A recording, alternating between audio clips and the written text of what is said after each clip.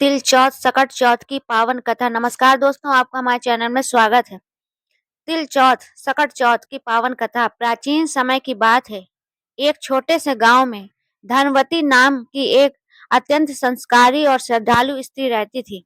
उसका जीवन बहुत साधारण था, लेकिन हृदय में भगवान श्री गणेश के प्रति अटूट भक्ति थी। धनवती का एक ही पुत्र था, जो उसके जीवन का सबसे बड़ा सहारा था। एक वर्ष माघ मास की कृष्ण पक्ष की चतुर्थी आई। गांव की सभी स्त्रियां इस दिन संकट चौथ का व्रत रखती थीं। यह व्रत विशेष रूप से संतान की रक्षा और सुख समृद्धि के लिए किया जाता था। धनवती ने भी इस व्रत को पूरे नियम और श्रद्धा से करने का संकल्प लिया। सुबह होते ही उसने स्नान किया, स्वच्छ वस्त्र धारण किए और व्रत का संकल्प लिया। दिन भर उसने जल तक ग्रहण नहीं किया।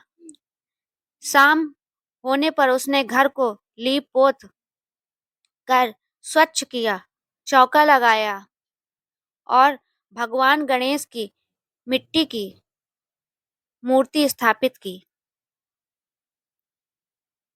उसने तिल से बने लड्डू, तिलकुट, गुड़ और धान का प्रसाद बनाया। जैसे ही चंद्रमा उदय हुआ, धनवती ने पहले चंद्रदेव को अर्घ्य दिया, फिर भगवान श्री गणेश की विधि विधान से पूजा की।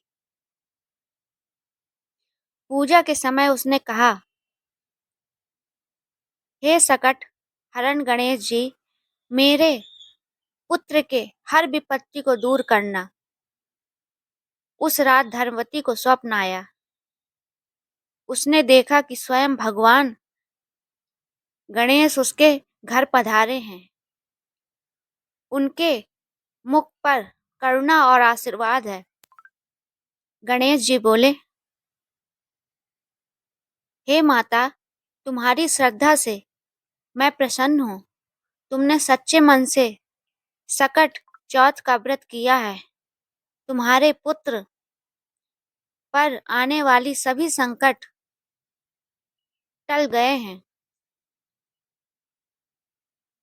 अगली सुबह एक चमत्कार हुआ। धनवती का पुत्र, जो कई दिनों से अस्वस्थ था, पूरी तरह स्वस्थ हो गया। गांव में यह बात आग की तरह फैल गई। सभी लोग भगवान गणेश की महिमा का गुणगान करने लगे। इसके बाद से गांव की हर स्त्री सकट चौथ का व्रत पूरी श्रद्धा से करने लगी।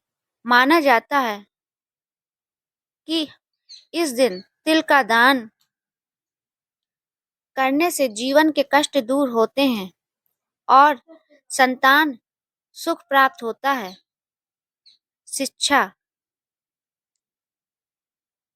संकट चौथ का व्रत हमें सिखाता है कि सच्ची श्रद्धा और विश्वास से भगवान हर संकट हर लेते हैं। माँ की प्रार्थना से बड़ा कोई बल नहीं होता। भगवान गणेश सबकी मनोकामना पूर्ण करें। जो इस व्रत को करे, उसकी सभी भौभाग्य